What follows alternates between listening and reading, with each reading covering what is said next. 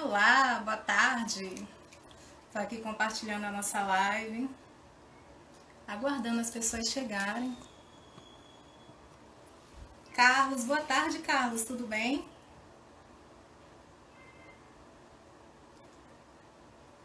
Vamos aguardar um pouquinho. Acho que eu entrei, não, já é 5:02.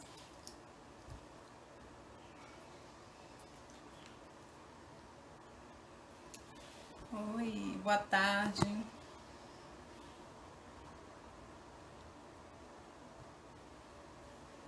Tudo jóia.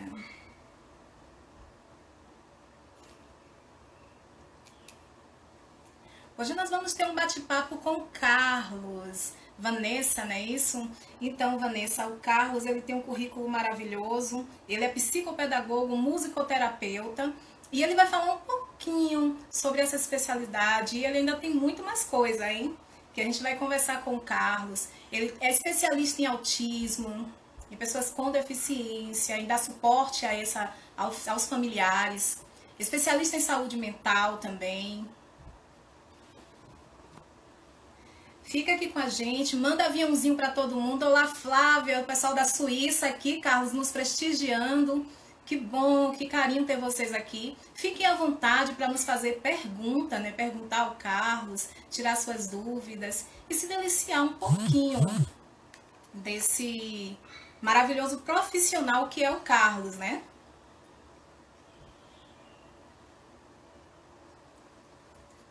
Boa tarde a todos. Eu vou convidar o Carlos.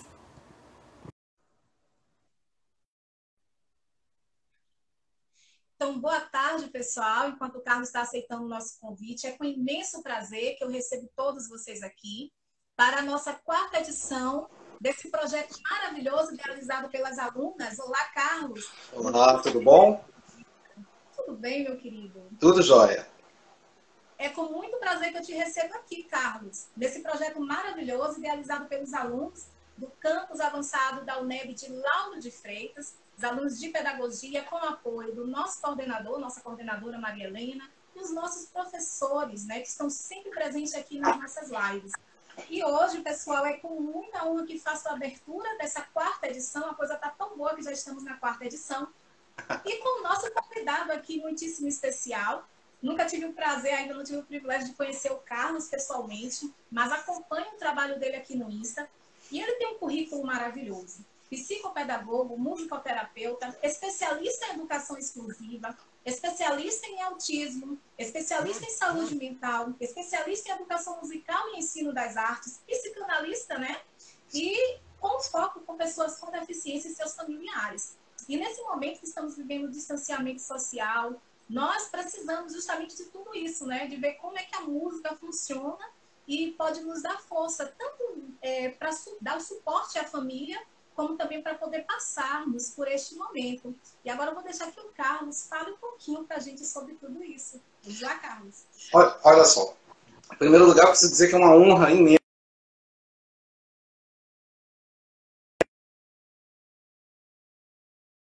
enorme esse convite de vocês. Me deixou muito feliz, muito animado, né? Esse momento é um momento muito delicado mesmo, pelo qual o mundo tem passado.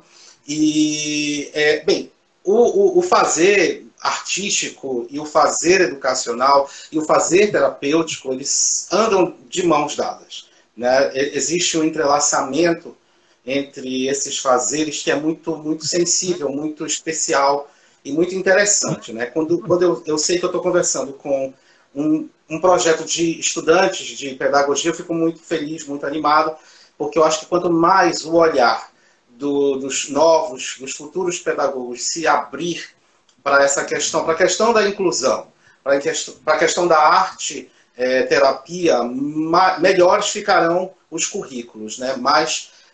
Melhores resultados nós teremos. Porque vocês sabem que inclusão é um caminho, graças a Deus, do qual a gente não volta mais, né?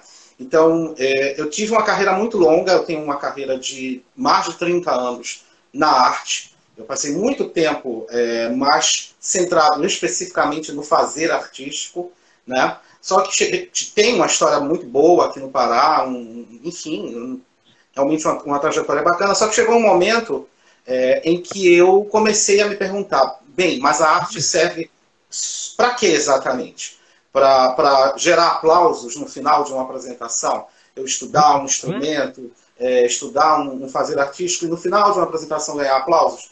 Isso começou a se tornar pouco para mim. Então, eu fui atrás de uma pertinência maior para o fazer artístico. E aí eu começo a encontrar a pedagogia. Eu já vou encontrar a pedagogia um pouco mais tarde, né? Depois de toda uma história como artista, né? E aí eu fiz um caminho.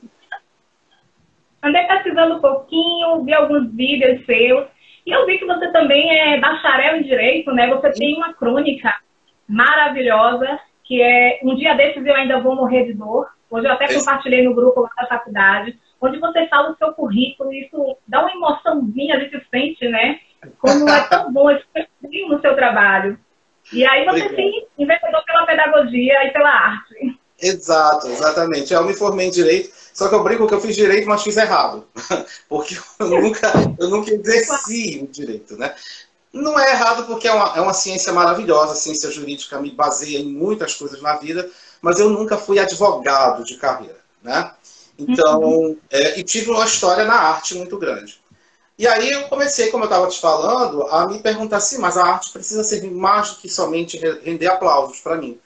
E aí que eu fui começar uma trajetória muito ao contrário de tudo, né? Então, primeiro eu fui fazer uma pós-graduação em educação inclusiva. Eu não tinha ainda pedagogia. Eu fui fazer a pós em educação inclusiva. E aí eu cheguei lá e encontrei muitos pedagogos que olhavam para mim e diziam, mas o que é que você está fazendo aqui? Porque você é um artista. Eu disse, sim, mas a arte também tem o seu lugar na inclusão. Eu estou aqui justamente como artista para trazer esse entendimento da inclusão da arte para a inclusão, da inclusão para a arte. Me apaixonei pela inclusão, perdidamente, né? E aí eu disse, não, tenho que acelerar essa minha trajetória. Aí eu fui fazer psicopedagogia. Me tornei psicopedagogo. Quando eu concluí a psicopedagogia, eu digo, gente, mas eu preciso ser pedagogo, né? Que eu ainda não era pedagogo. E aí, depois dessas duas pós-graduações, é que eu fui fazer pedagogia. Então, hoje eu sou um pedagogo com muito orgulho, então saúdo todos vocês e desejo que realmente o caminho seja lindo. E aí depois, fui fazer musicoterapia, me tornei musicoterapeuta, aí fiz especialização. A essa altura, eu comecei a trabalhar muito com pessoas com deficiência, a atender aqui, e os casos de autismo são muitos, né, no mundo inteiro. E aí percebi que eu precisava me especializar em autismo, aí fiz uma especialização em autismo e depois em saúde mental. E agora estou me formando psicanalista. Maravilha, Carlos, maravilha. É um currículo maravilhoso e, como você falou, nós como futuros pedagogos, ou mães e pais que estejam aqui presentes, que tenham um filho autista ou com algum outro tipo, né, de deficiência, que eles possam também usufruir dessa troca de conhecimento que estamos fazendo aqui, né, e ver como é que a música e a arte pode funcionar como suporte. Eu vejo muito que hoje em dia a música ela tem sido utilizada como uma medicação, né, como um antídoto para trabalhar tanto o nosso emocional, trabalhar algumas dores, como até mesmo a depressão. Sim. E aí eu fiquei muito interessada, né, quando eu acompanho há muito tempo já o seu Insta, eu vejo que você utiliza a música com pessoas com deficiência, a arte, na verdade, e as pessoas também com autismo. E eu faço pedagogia e tenho, assim, eu me identifico muito com esse lado musical, né, com a música, faço curso de violino, né, estou tentando tocar um instrumento e... Verdade. Estou tentando aprender. E eu quero, na verdade, fazer uma especialização voltada, olha que legal, meu coleguinha hoje não está aqui não, fazer uma especialização voltada para isso. E esse bate-papo é muito interessante. E eu queria te perguntar, Carlos, como a música pode ajudar as pessoas com autismo? Então vamos lá. Então primeiro é preciso a gente entender que a gente pode ter duas relações com a arte. Primeiro eu vou me deter aqui na música, mas com a arte como um todo, né? Porque a gente tem a musicoterapia e a arte-terapia.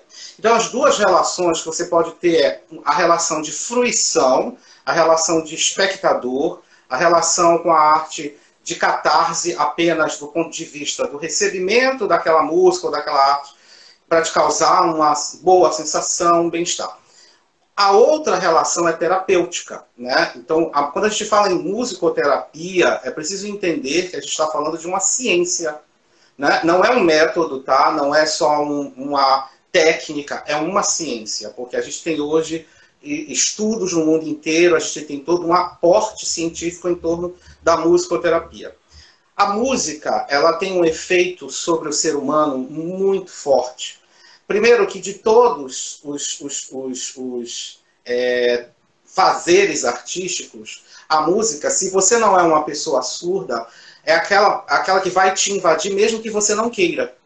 Você muitas vezes está num lugar, você não está pensando em nada e você começa a ouvir uma música e você não tem como trancar o seu ouvido, né? A música te invade e faz parte da tua estrutura física, mesmo que você não queira. Então isso mostra o primeiro poder da música, que é um poder de invasão humana, no bom sentido, muito forte, né?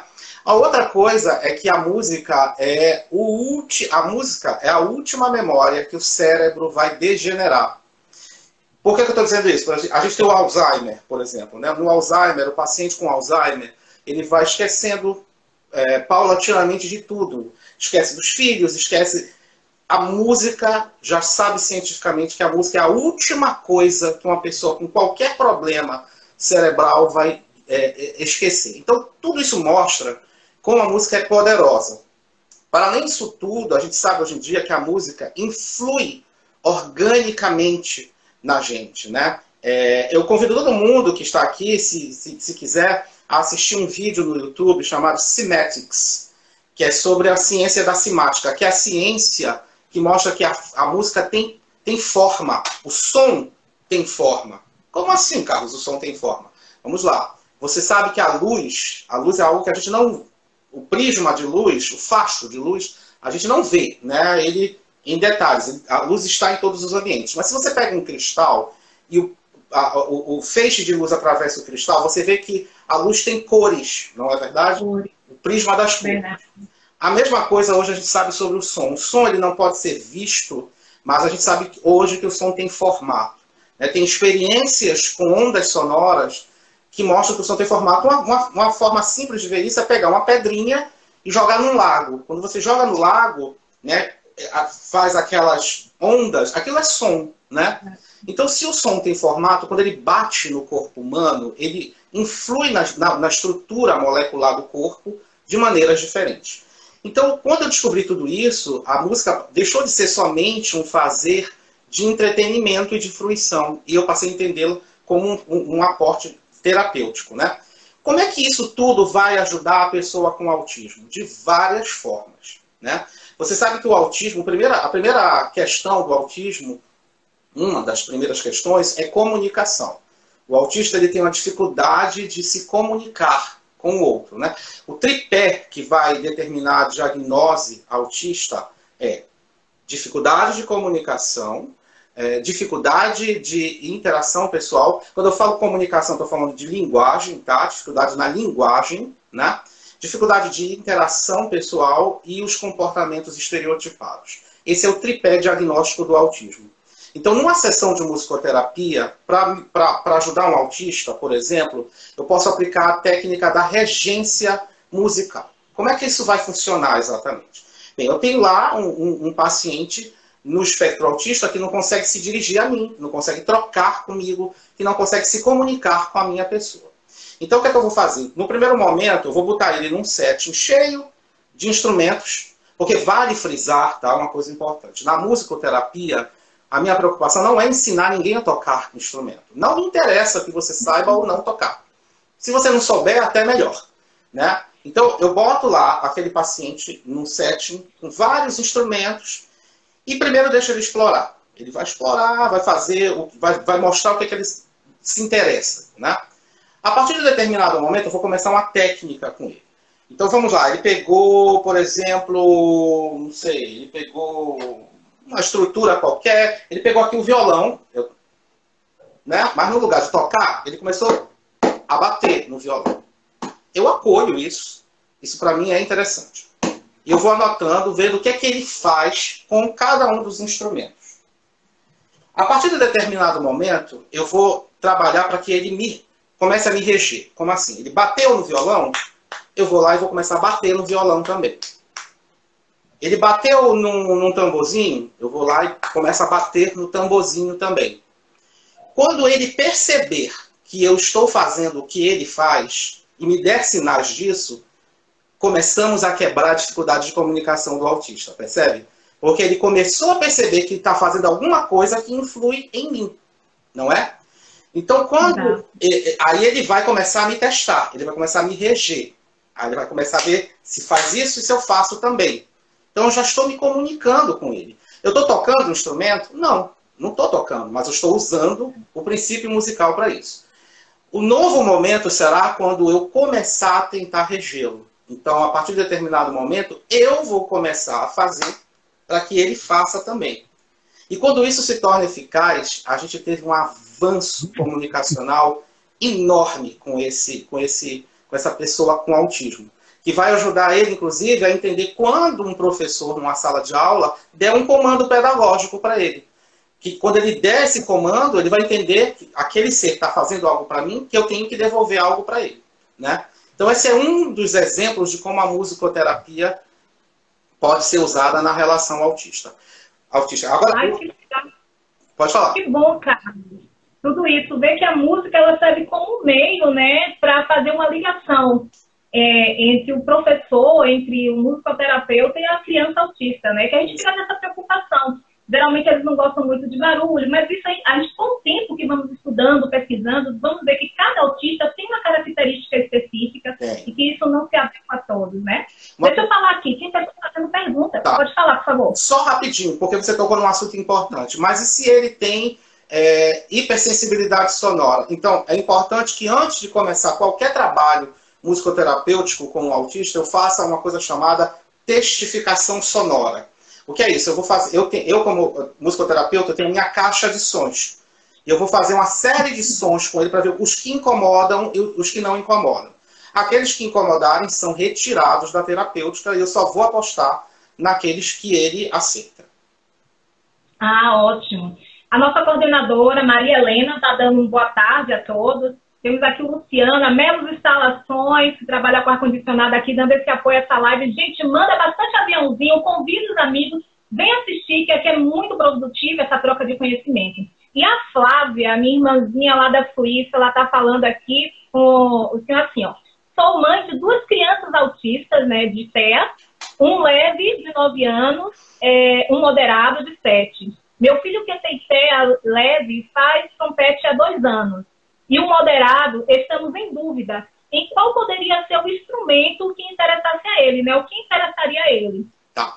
E aí a pergunta, como solucionar essa dúvida, não é isso, Flávia? Pode falar. Tá, Flávia, primeiro de tudo, eu quero só que você entenda muito claramente assim, a questão musicoterapêutica e a questão da aptidão musical, tá? Então, por exemplo, que bom que os seus filhos mostram aptidão musical, que querem tocar um instrumento. Mas quando eu falo da musicoterapia, é preciso entender que eles não precisam tocar um instrumento, tá? Eles não precisam querer tocar um instrumento. Eu vou usar instrumentos muitos com os meus pacientes autistas para buscar resultados terapêuticos. Porque aí está a diferença entre aula de música e musicoterapia. Eu, por acaso, sou professor de música e sou musicoterapeuta. Então, assim, se ele quer aprender a tocar, se ele quer se tornar um musicista, ele vai para uma aula de música, o que é ótimo. Agora, se ele não tem essa aptidão, mesmo assim, eu vou poder fazer com ele um trabalho musical. Eu estou falando isso, eu sei que não é o teu caso, Flávio. Eu acho que certamente os teus filhos tocam porque querem. Mas eu estou falando isso porque muita gente me procura como musicoterapeuta pensando que eu vou ensinar as crianças ou os jovens a tocar. E isso, às vezes, cria uma tensão para eles, sabe? A gente sabe que eles não podem passar por esse tipo de pressão, né? Eles têm que fazer o que é do interesse deles, né? Então, assim, agora, tentando responder a sua pergunta, se eles realmente têm aptidão musical, deixa eles mostrarem o que querem. Então, bota eles em contato com o maior número possível de instrumentos, sempre lembrando das famílias, né? Bota ele em contato com instrumento de sopro, de corda, de percussão, e vê o que ele escolhe. A partir do que ele escolher, aí sim, se ele quiser tocar, a gente vai apostar naquele instrumento que ele escolhe. Ótimo, ótima resposta. E o interessante, gente, é que o trabalho fundamental, o trabalho importante que é desempenhado pelo musicoterapeuta, que ele faz esse intermédio, né? Ele faz com que a criança que tem uma dificuldade em se relacionar, em falar, possa ter uma melhora no comportamento até mesmo dentro da escola, com os professores, com os colegas. Então, isso auxilia muito o trabalho dos professores que estão na sala de aula, Totalmente. que às vezes tem a dificuldade, né, para se relacionar com a criança. E trazer isso aqui no nosso live, Conhecimentos em Live, é de fundamental importância para nós que somos pedagogos de informação, porque isso abre um leque muito grande. E para os pais, as pessoas que estão aqui assistindo, também é muito importante tomar conhecimento disso. Como o Carlos falou no início, o autismo é algo que está sendo muito comum. Eu costumo dizer que antes já existia. A Flávia está agradecendo a sua explicação maravilhosa, professor.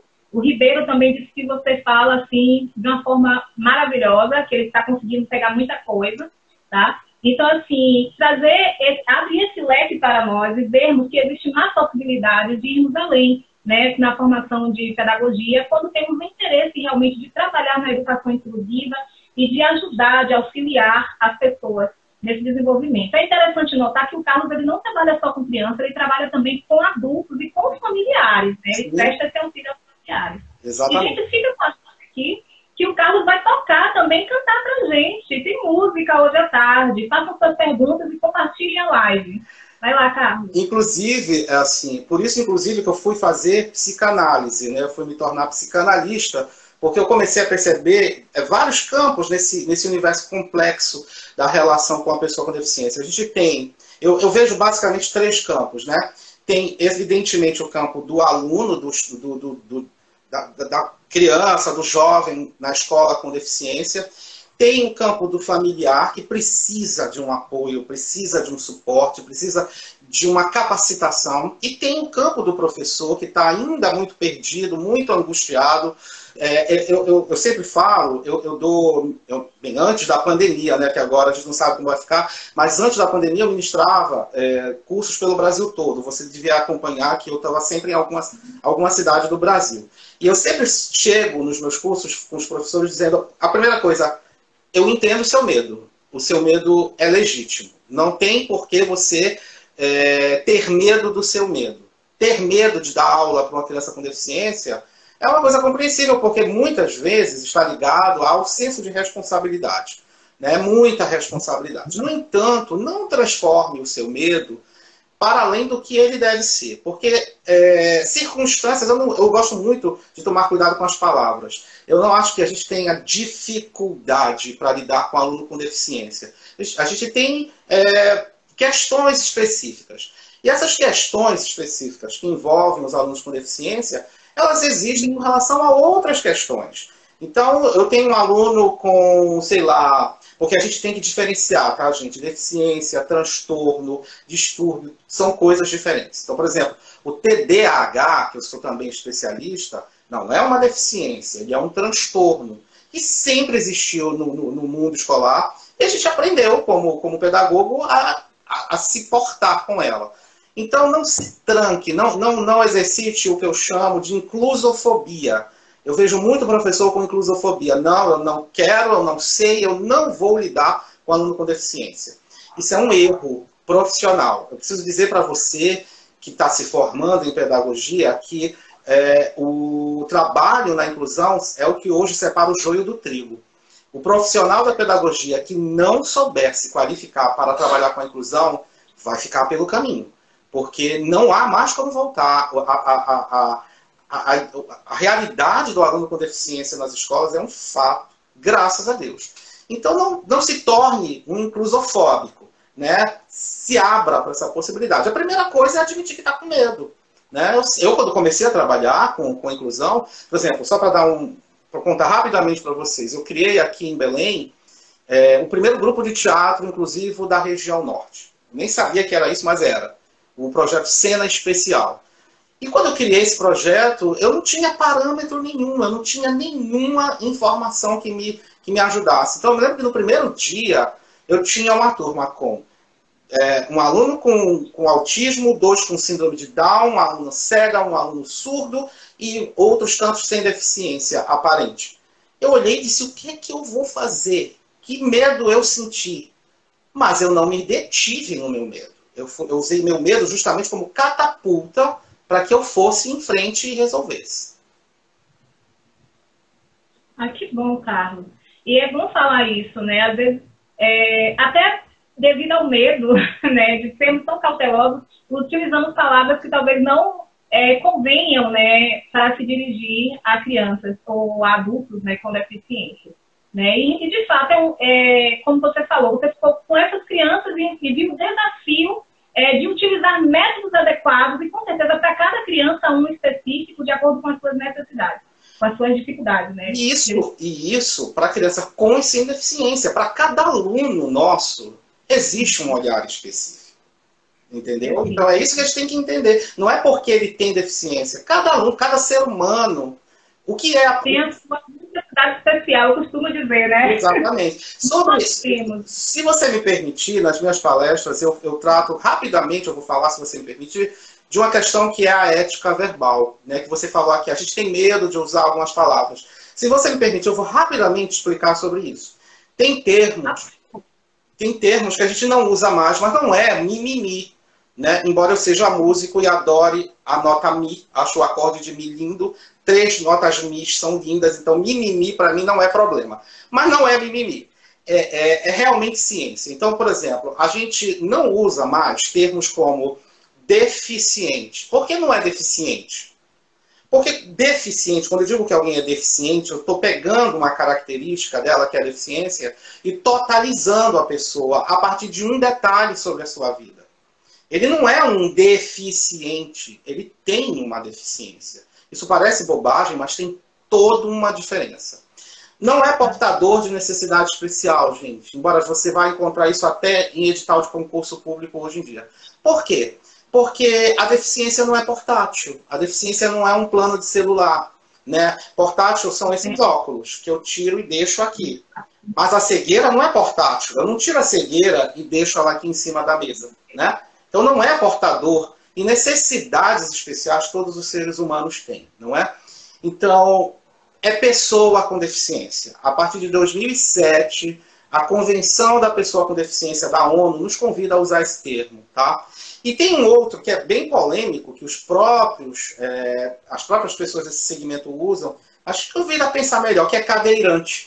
Ué, Carlos, não é cadeirante, mas os próprios cadeirantes usam. Bem, quando eu digo que alguém é cadeirante, percebam o que está acontecendo. Eu estou misturando a pessoa à cadeira de rodas. Eu estou fazendo ela virar um centauro. E pior, estou chamando ela primeiro pelo veículo que transporta ela. Não é um cadeirante, gente. É um ser humano. É um usuário de cadeira de rodas. Ele não é um homem metade cadeira. O fato de eu usar óculos não me torna oculante. Eu sou um oculante? Não, por que então que uma pessoa que usa uma cadeira de rodas é um cadeirante? Então são coisas para a gente pensar que tem a ver, inclusive, com senso pedagógico. Tem inclusive, a ver com educação, né? Para a gente ter uma sociedade melhor. Exato, Carlos. Muito boa essa sua explicação. Maravilhosa. Alguém quer fazer alguma pergunta, alguma dúvida, pessoal? Estão gostando da live? Por favor, compartilhe, continue aqui com a gente. O Carlos, especialista, né, em autismo, psicopedagogo, musicoterapeuta, e está trazendo um pouquinho das suas vivências, né, e também desse conhecimento maravilhoso para nós aqui nessa tarde. E aí, Carlos, o que é que você preparou mais para a gente? As pessoas ainda estão tímidas, não estão fazendo perguntas. Estão dizendo aula, Karina Ribeiro. É uma aula, gente, estamos sendo presenteados. Que maravilha. Enfim, eu sou apaixonado por esse tema, pela educação, pela inclusão e pelas terapias que dão aporte ao fazer pedagógico, porque o mundo precisa ir para frente, né? A gente precisa melhorar, inclusive no meu canal, no meu canal no YouTube, assim que começaram, né, as questões todas da pandemia, eu comecei a me preocupar em fazer vídeos, inclusive, sobre como, nesse momento de pandemia, lidar com alguns segmentos de deficiência, né? Porque a pandemia do coronavírus ela vai acabar impactando de alguma forma específica em alguns segmentos especiais. Então, lá no meu canal no YouTube, você que é só botar o meu nome no YouTube, Carlos Correia, com I, Santos, você vai encontrar as explicações. Eu queria saber como é que é o cenário aí na cidade de vocês. O processo de inclusão já está tudo ok? Está tudo certo? Está tudo de vento em polpa? Como é aí? Estamos avançando aqui na Bahia. Na verdade, nós temos excelentes professores também, que lá na UNEB estão dando todo esse apoio, esse suporte. Esse semestre agora, os alunos do terceiro semestre tiveram uma professora maravilhosa, fizeram vários trabalhos envolvendo, né, a inclusão. E eu observo que aqui em Salvador, eu observo que este ano, no ano passado para cá, nós tivemos um avanço muito grande, né, nesse termo que se liga à inclusão e ao respeito e à forma até mesmo como nos dirigimos, né, às pessoas. E a Paula está aqui dizendo que está maravilhoso. Minha irmã, Luciana, saudade, mana. Tô bonita, mana. Está aqui dizendo muito bem aplicada a sua aula. Flávia está dizendo que o ukulele dela se tornou uma terapia nesses dias de pandemia e está gostando muito. Karina diz que é um verdadeiro presente para essa tarde, a sua presença aqui. Teve alguém que fez uma pergunta, gente. Eu quero achar aqui. A Lili, muito bom.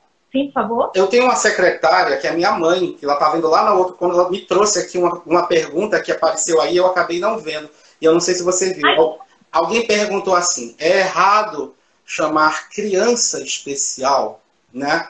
Tá, vamos lá, vamos falar... Primeiro a gente não fala mais em certo ou errado, né? A gente discute coisas que são mais apropriadas e menos apropriadas. Então, assim, quando eu digo que aquela criança é especial...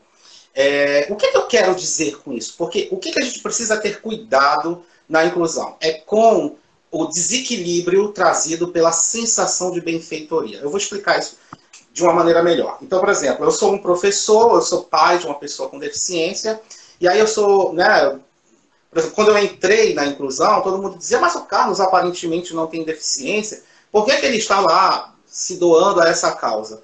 Aí fica parecendo, né, que eu sou alguém muito diferenciado e que quando eu faço isso, eu estabeleço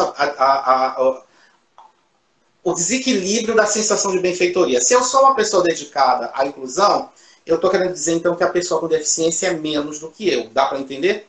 Então, quando eu uso o termo especial, é como se eu estivesse tentando dourar uma pílula.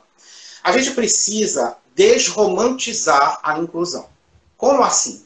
A gente tem que tratar a pessoa com deficiência como pessoa plena. Ela é uma pessoa plena, só que tem uma característica que pode ser a surdez, pode ser a cegueira, pode ser o autismo. Como eu posso ser uma pessoa com mais ou menos cabelo, com miopia ou não, características. A deficiência é uma característica, né? Porque quando eu uso o termo especial, na maioria das vezes eu estou querendo tratar aquela pessoa com coitadismo. E a gente não pode, na inclusão, trabalhar com coitadismo, com pena, com comiseração. Isso não funciona. Então, é uma pessoa. Carlos, eu posso usar criança especial? Use o nome da criança.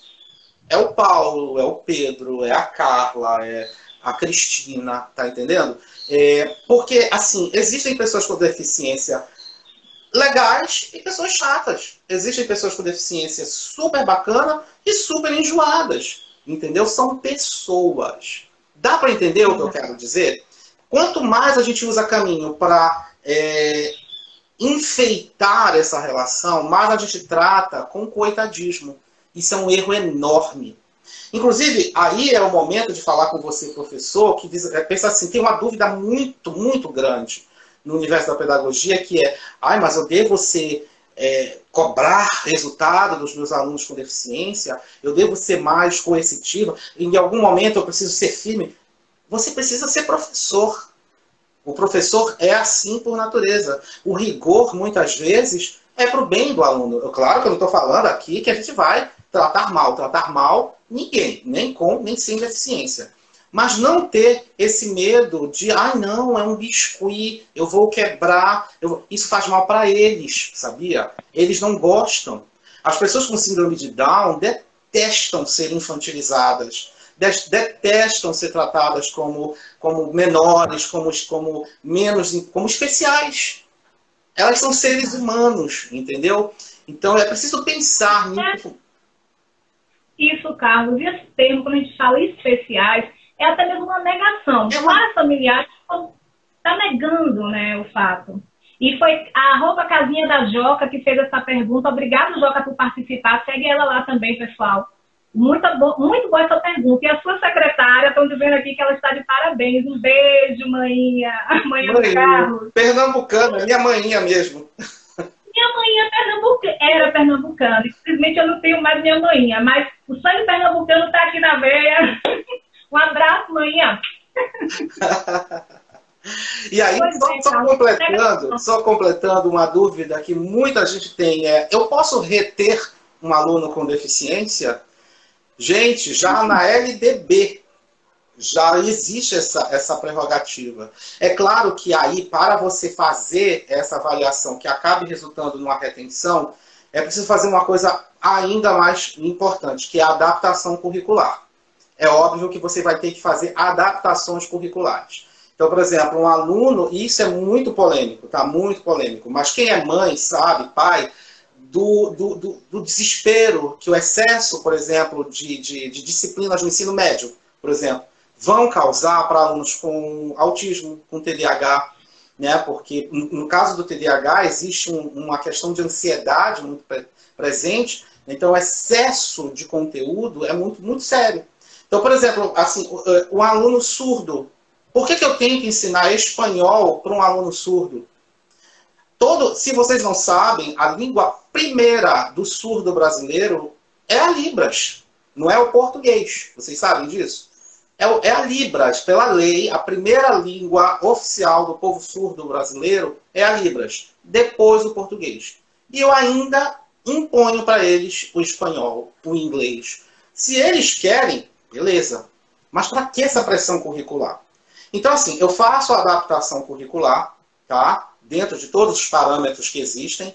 E se dentro dessa adaptação, o que foi estabelecido como meta para aquele aluno, dentro de um plano educacional individualizado, não for alcançado, sim, ele pode ser retido. A lei permite isso. Ah, que ótimo esclarecimento. Ele pode ser retido, né? Pode. Agora, deixa eu te fazer uma pergunta. A Luísa de Jesus está perguntando aqui, olá, Lu, boa tarde. Né? Seria errado chamar de pessoa com capacitação, eu acho que diferenciada, ela quer dizer aí. Seria errado utilizar esse termo? Sabe por que seria, Luísa, né? Primeiro, onde está o parâmetro da capacitação ideal? Porque quando eu falo capacitação diferenciada, eu devo partir de um pressuposto que eu tenho o parâmetro do que é a capacitação ideal. Onde está esse parâmetro? Ele não existe.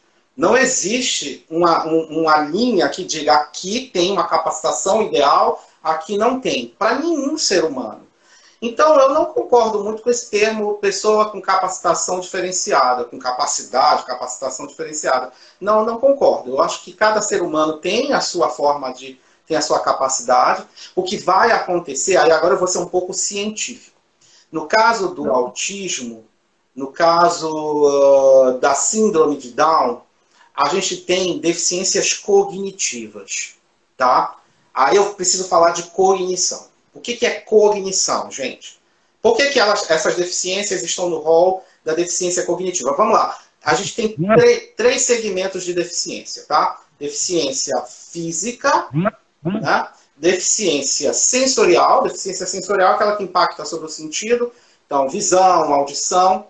E temos as deficiências cognitivas, onde a gente vai ter o autismo TEA, né, o transtorno do espectro autista, onde a gente vai ter a síndrome de Down, a síndrome de Williams, que eu não sei se vocês conhecem, e várias outras.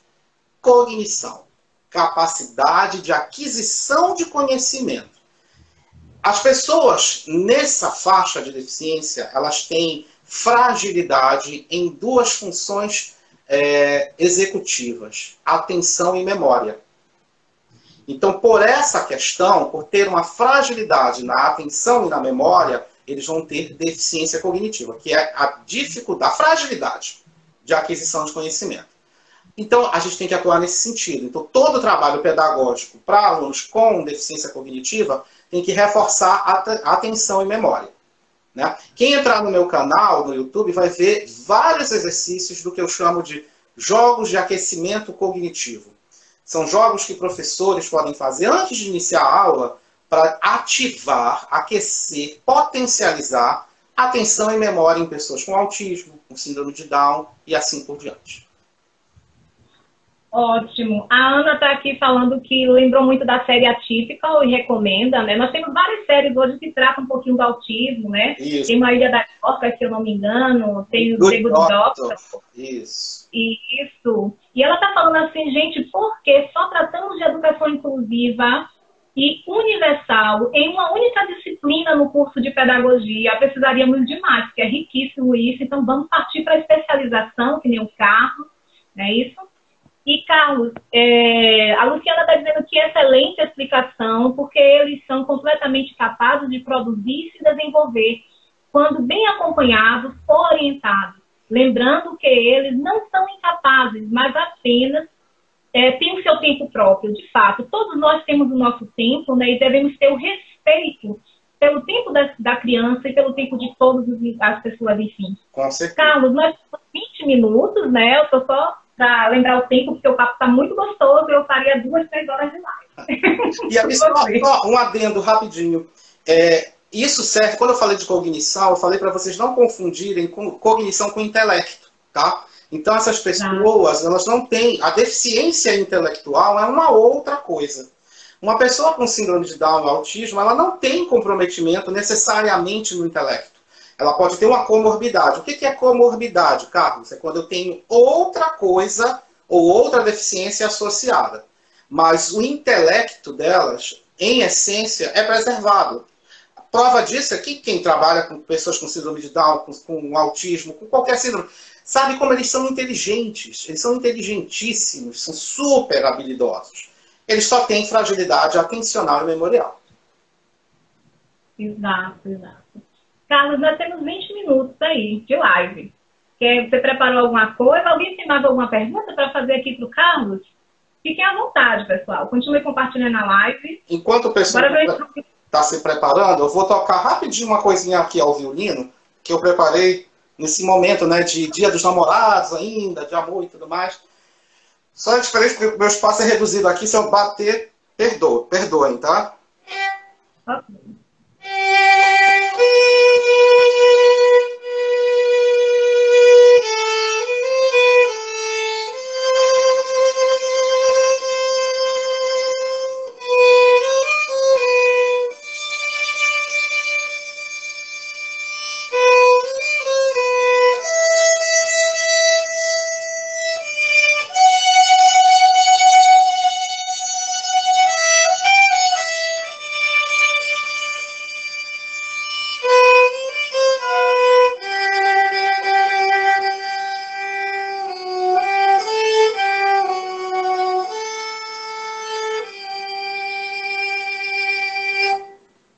Para vocês que amam. Sim. A espera de viver ao lado seu. Por toda a minha vida. Exato. Música maravilhosa nessa tarde, com essa pessoa maravilhosa que é o Carlos. Prazer, Carlos, te receber aqui. Muito feliz em te conhecer, em bater esse papo com você. E ter o privilégio de adquirir, né, de fazer essa troca de conhecimento. Aprender muito contigo, né? Porque, na verdade, estamos aprendendo. Essa é uma troca, né? Isso é muito bom. A Flávia disse que essa foi a música do casamento dela. Oh. Pois é. Então, Carlos, é muito interessante que você trouxe, falou um pouco da musicoterapia, né? E agora, neste momento que nós estamos vivendo no período da Covid, distanciamento social, né? O que você tem feito, ou como é que você está atuando para dar apoio à família, às pessoas com deficiência? Uhum. Bem, e a todos nós, né? Porque eu vejo que você tem um projeto aí bacana, eu vou deixar para você falar desse projeto para a gente. Tá. Eu, como sou muito inquieto, eu tenho uma necessidade muito constante de estar ajudando, em contato com as pessoas. Eu criei um projeto chamado Rede Cidades contra a Covid-19. É um projeto de grupos de apoio, porque aqui em Belém nós sofremos demais. A pandemia foi muito violenta aqui em Belém. Quase nos tornamos a cidade com um dos maiores índices de mortes, né? Então eu criei esse projeto no qual eu monto para cada cidade, no WhatsApp, um grupo de rede de apoio, onde a gente troca informações sobre médicos online, porque tem médicos que atendem online. Como é que eu faço para ter atendimento médico online? Onde eu encontro os medicamentos que eu preciso tomar para caso eu seja diagnosticado? Eu faço atendimento para contenção de casos de ansiedade, porque eu também sou hipnoterapeuta, então eu faço atendimentos de musicoterapia e hipnose para conter ansiedade, né? E aí a gente tem o grupo de Belém, tem o grupo de Macapá, tem o grupo de Marabá, Parauapebas, que são cidades aqui do Pará, e tem o grupo nacional no Telegram. Os outros grupos são todos no WhatsApp, o nacional é no Telegram. Então, se você aí na sua cidade quer montar um grupo de apoio para trocar contatos, você entra em contato comigo e eu monto junto com você esse grupo para você ter esse grupo no WhatsApp. Nós tivemos situações muito difíceis, mas muito bonitas. Conseguimos ajudar muitas vidas, porque Belém colapsou em 3 bases, né? A gente teve colapso hospitalar, não havia mais lugar para atendimento médico, colapso farmacêutico, não havia remédio nas farmácias, e tivemos colapso funerário.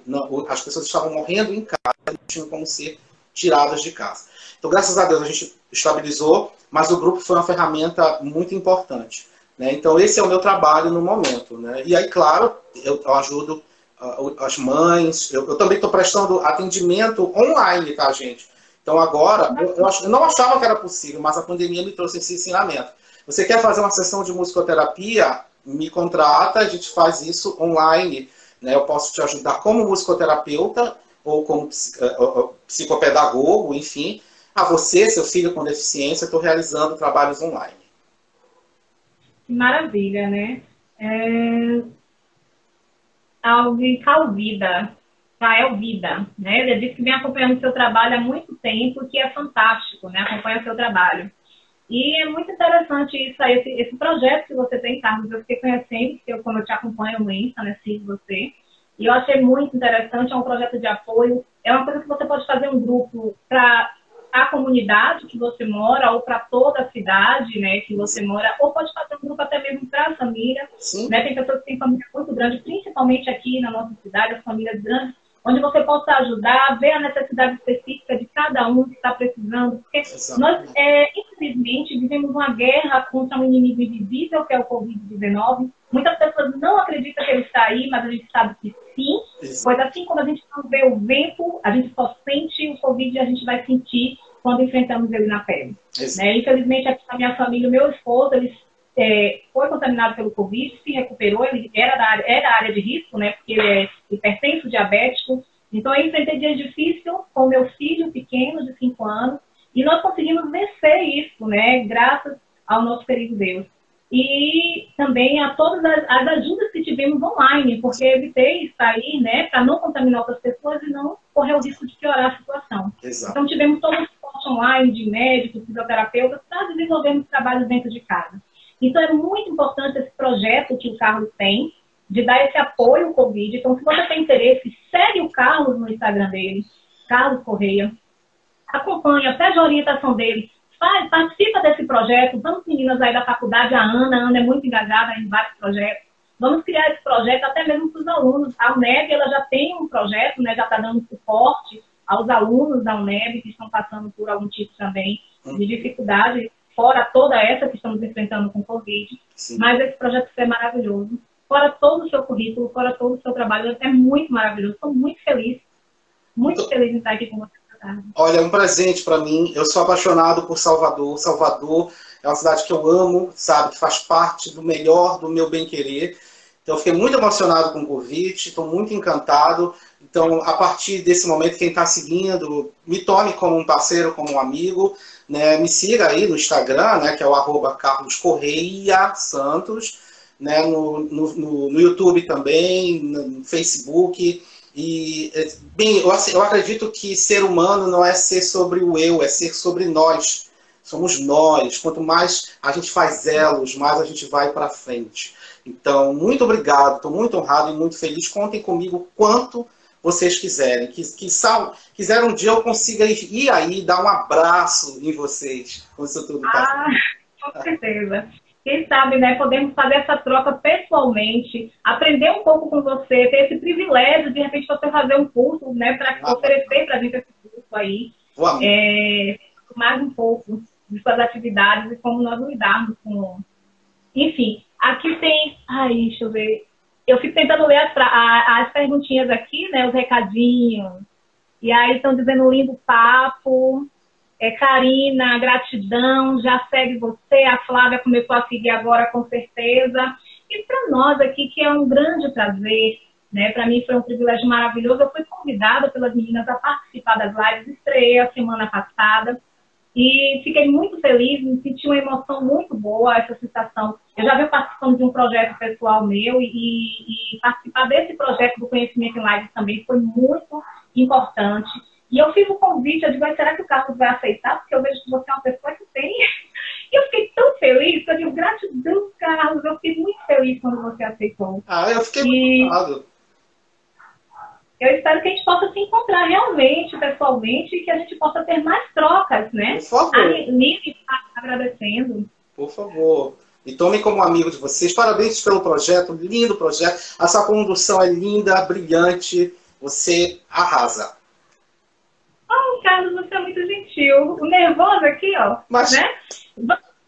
Antes de encerrar, vamos falar um pouquinho, né? Que essa semana vamos continuar com o nosso projeto.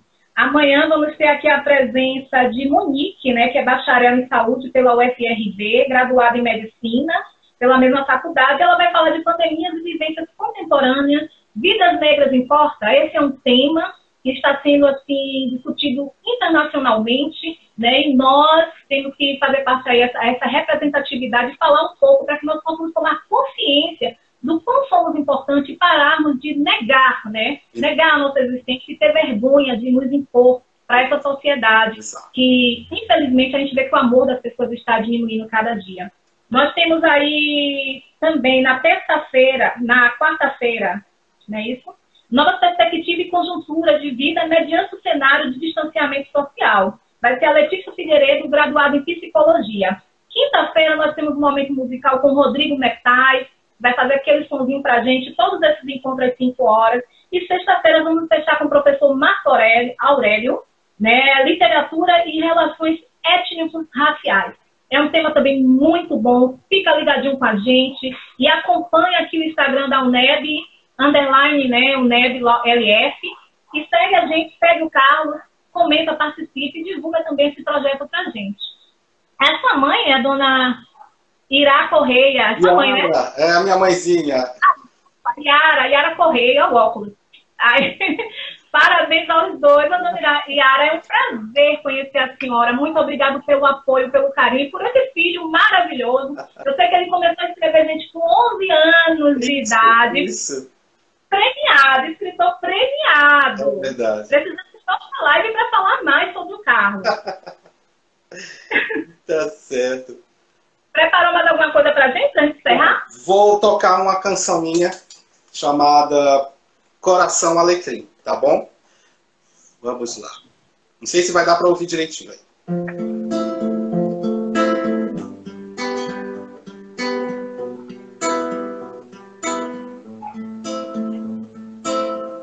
Sinto que bate no teu peito, meu coração alecrim.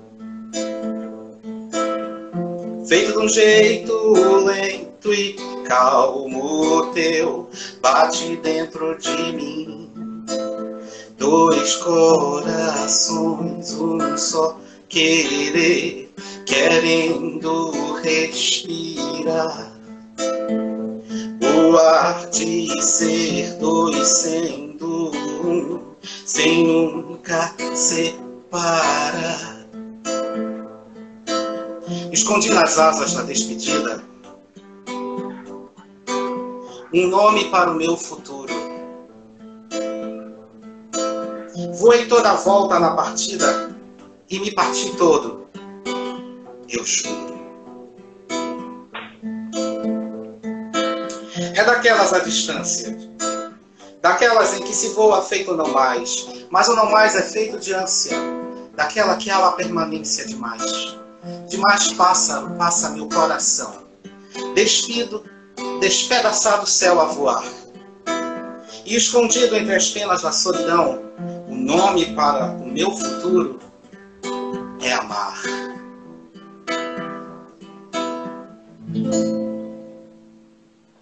Nossa, linda, Carlos. Maravilhoso. Obrigado, muito obrigado. Um poema é sua música. Todos aqui agradecendo, a Manuela, a Flávia. Eu agradeço a todos os presentes, todos que ficaram aqui conosco, né, até esse momento, que prestigiaram esse projeto, prestigiaram o Carlos, que é uma pessoa maravilhosa, super atencioso, né, e, enfim, continue conosco, participe de demais lives, né, que vamos oferecer durante essa semana, e acompanhe o Carlos, segue o Carlos no Instagram dele, precisando também de apoio, já sabe, lá tem um contato, tudo direitinho, quiser fazer um curso, alguma especialização com o Carlos, por favor, fiquem à vontade de contactá-lo, ok? Carlos, eu fiz as contas aqui do tempo e eu acho que a gente vai encerrar 18h06. Ah, é? É 58, dá pra você tocar fazer alguma coisinha. Vamos lá. Assim? Vamos lá. Vocês já falaram que eu sou muito romântico, né? Então vou fazer uma outra música minha chamada Asas Feitas de Mel. Oh.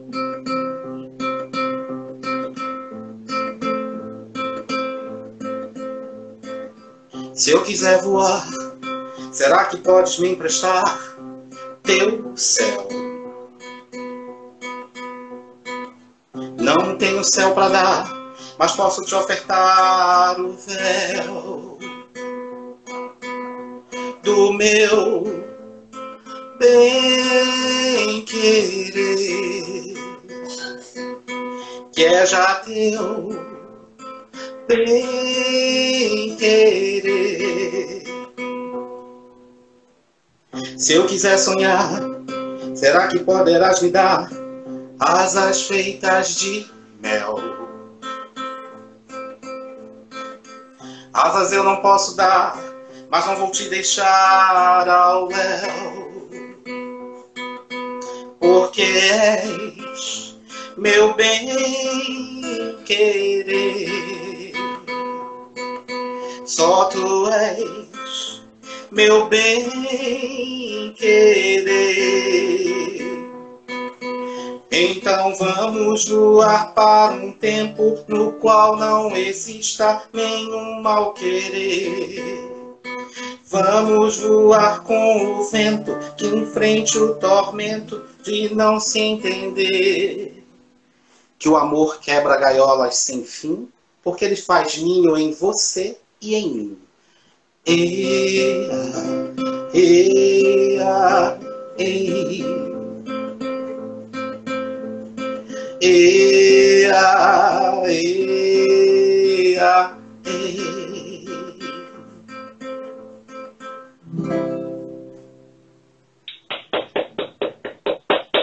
Maravilhoso. Quer fazer algumas considerações finais, Carlos? Quero só agradecer, desejar a vocês toda a luz no caminho da pedagogia, toda a sorte, todo o brilho e toda a força. Muito obrigado e parabéns à Universidade do Estado da Bahia por tanto brilhantismo nos alunos dela. Muito obrigada. Nós que agradecemos a sua presença e a todos que acompanharam essa live aqui. Tá bom? Um abração a todos. Fiquem com Deus, né? E enquanto estivermos nessa situação, é melhor ficar em casa, se não precisa sair.